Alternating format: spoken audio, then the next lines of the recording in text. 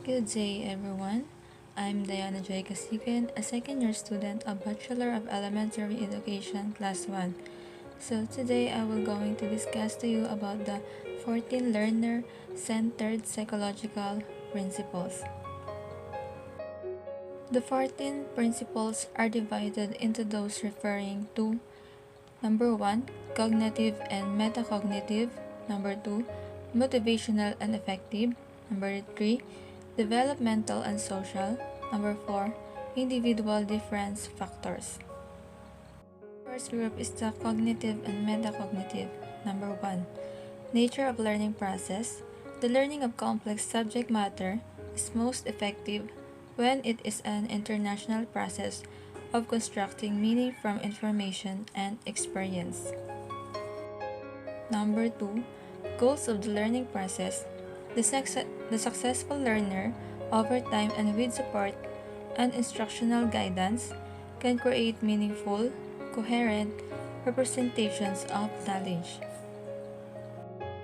Number 3, construction of knowledge. The successful learner can link new information with existing knowledge in meaningful ways. Knowledge widens and deepens as students continue to build links between new information and experiences and their existing knowledge base.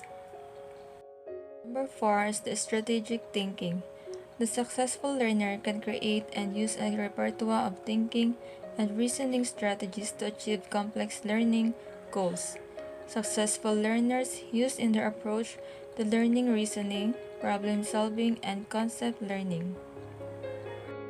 5. Thinking about thinking. Successful learners can reflect on how they think and learn, set reasonable learning or performances goals, select potentially appropriate learning strategies or methods, and monitor their progress towards these goals. Number 6. The context of learning. Learning is influenced by environmental factors, including culture, technology, and instructional practices. Next group are the motivational and affective factor. Number 7. Motivational and emotional influences on learning.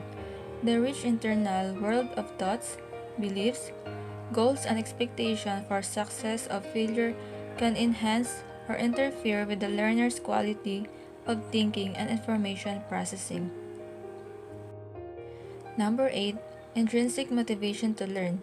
Intrinsic motivation is stimulated by tasks of optional or optimal novelty and difficulty, relevant to personal interest, and providing for personal choice and control. Number 9. Effects of motivation on effort. Effort is another major indicator of motivation to learn. The acquisition of complex knowledge and skills demands the investment of considerable learner energy and strategic effort, along with persistence over time. Next group are the developmental and social factor. Number 10. Developmental influences on learning. Learning is most effective when differential developmental within and across physical, intellectual, emotional, and social domains is taken into account. Individuals learn best when material is appropriate to their developmental level and is presented in an enjoyable and interesting way. Number 11. Social influences in learning. Learning can be enhanced when the learner has an opportunity to interact and to collaborate with others on instructional tasks. Next group are the individual differences factor. Number 12. Individual differences in learning. Individuals are born with and develop their own capabilities and talents. Educators need to help students examine their learning preferences and expand or modify them if necessary. Number 13. Learning and diversity. The same basic principles of learning, motivation, and effective instruction apply to all learners. Number 14. Standards and assessment. Assessment provides important information to both the learner and the teacher at all stages of the learning processes. Alexander and Murphy gave a summary of the 14 principles and distilled them into 5 areas. First, the knowledge base. Second, strategic processing and control. Third, motivation and effect.